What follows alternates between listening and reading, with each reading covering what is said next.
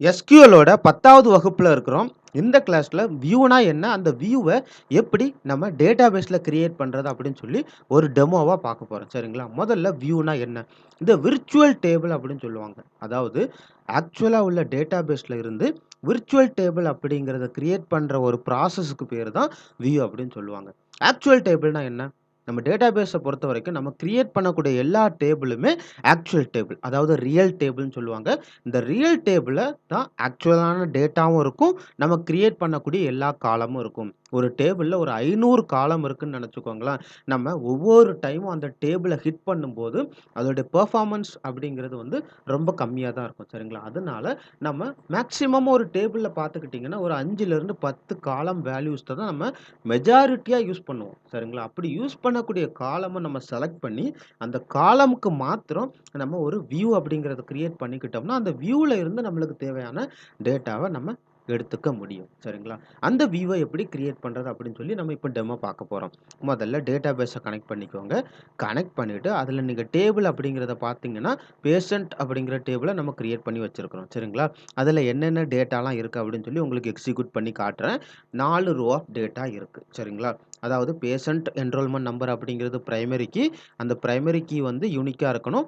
அந்த மாதிரி ஒரு 4 ரோ ஆஃப் டேட்டாவ நம்ம என்ன பண்ணி வச்சிருக்கிறோம், இன்சர்ட் பண்ணி வச்சிருக்கிறோம். இப்போ இதுல வியூ அப்படிங்கிற ஒரு ஆப்ஷன் இருக்கு பார்த்தீங்களா? இதுல தான் என்னென்ன வியூஸ்லாம் இந்த டேட்டாபேஸ்ல இருக்கு அப்படின்னு சொல்லி காட்டும். அத ரிஃப்ரெஷ் பண்ணி பார்க்கிறேன். எந்த விதமான வியூஸும் இல்ல. இப்போ நம்ம வியூஸ் அப்படிங்கிறத கிரியேட் பண்ண போறோம். எப்படி கிரியேட் பண்ண போறோம்?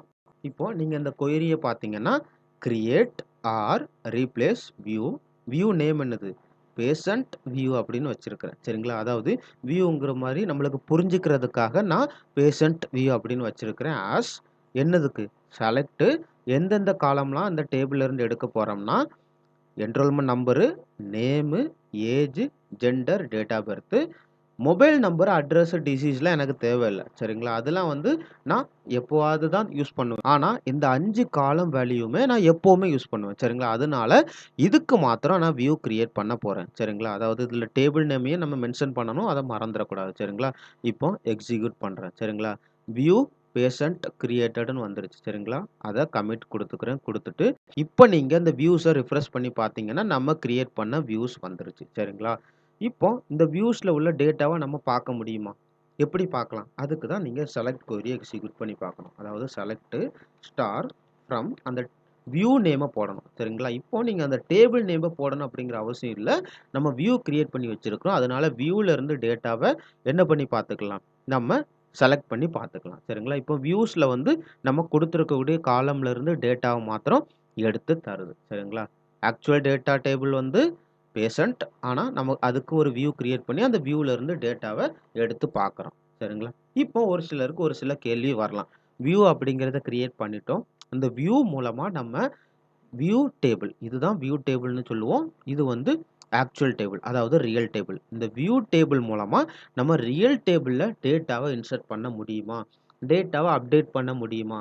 டேட்டாவ டெலீட் பண்ண முடியுமா? சரிங்களா? அதாவது கொஸ்டின் என்னன்னா can we perform insert, update, delete operation on view? சரிங்களா? The answer is yes. அது எப்படி பண்றது? சிம்பிள். சரிங்களா? அதாவது நம்ம எப்படி ஆக்சுவல் டேபிள்ல டேட்டாவ இன்சர்ட் பண்ணுவோமோ, அதே மாதிரி தான் வியூ மூலமாவும் டேட்டாவ இன்சர்ட் பண்றது. அதாவது இப்ப நீங்க இந்த கொயரிய பாருங்களா. இன்சர்ட் இன்டூ அந்த வியூ நேம் போட்டேன். சரிங்களா? வியூ நேம் போட்டுட்டு, எந்தெந்த காலம்லாம் டேட்டாவ இன்சர்ட் பண்ணணுமோ, அந்த காலம போட்டுட்டு, அதுக்குண்டான வேல்யூஸ குடுத்துட்டேன். சரிங்களா? குடுத்துட்டு, இன்சர்ட் பண்ண முடியுதான்னு பார்க்குறேன். சரிங்களா?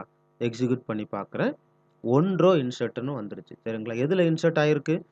ஆக்சுவல் டேபிள்ல தான் இன்சர்ட் ஆயிருக்கு. சரிங்களா? இப்ப நீங்க அந்த பேஷண்ட் அப்படிங்கிற டேபிள்ல செலக்ட் கொரி எக்ஸிக்யூட் பண்ணி பார்த்தீங்கன்னா, நம்ம எதுல இன்சர்ட் பண்ணோம்? நம்ம இன்சர்ட் பண்ணது பேஷண்ட் வியூல தான் இன்சர்ட் பண்ணோம். ஆனா டேட்டா எங்க போய் சேவ் ஆயிருக்கு? பேஷண்ட் அப்படிங்கிற டேபிள்ல போய் சேவ் ஆயிருக்கு. சரிங்களா? அதாவது என்னலான்னா, enrolment number, name, age, gender, date of birth, address, mobile number, டிசீஸ்லாம் நம்ம குடுக்கல. அதனால அது எல்லாமே நல்லுன்னு வந்துருச்சு. ஓகேங்களா? அதுக்கப்புறம் இந்த டேட்டாவ நம்ம அப்டேட் பண்ண முடியுமா? அதாவது 1120க்கு நேம் வந்து டேவிட்ன்னு குடுத்துருக்கிறோம். இந்த நேம மாத்திரம் நம்ம மாத்தி வியூ மூலமா அப்டேட் பண்ண முடியுமா? The answer is yes. அது எப்படி பண்றது?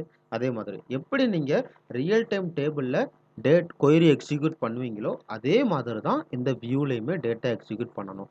அதாவது என்ரோல்மெண்ட் நம்பர் 1120ன்னு இருக்கிறதுல நேம் வந்து மாத்துறேன். சரிங்களா? நேம் மாத்திட்டு எக்ஸிக்யூட் பண்றேன். 1 ரோ அப்டேட்ன்னு வந்துருச்சு. சரிங்களா? அப்டேட்ன்னு வந்துருச்சு.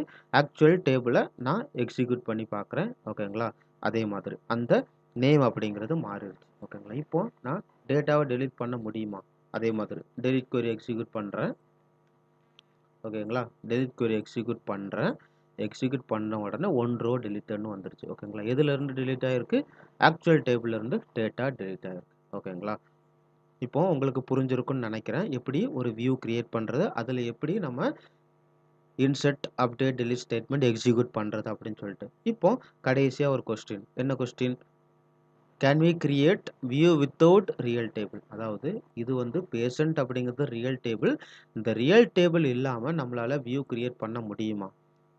கிரியேட் பண்ண முடியும். ஆனா எரரோட தான் இருக்கும். சரிங்களா? இப்போ என்ன பண்ண போறோம்னா, இந்த பேஷண்ட் அப்படிங்கிற மெயின் டேபிள நம்ம என்ன பண்ணிடுறோம்னா, டிராப் பண்ணிடுறோம். அதாவது டெலீட் பண்றோம்.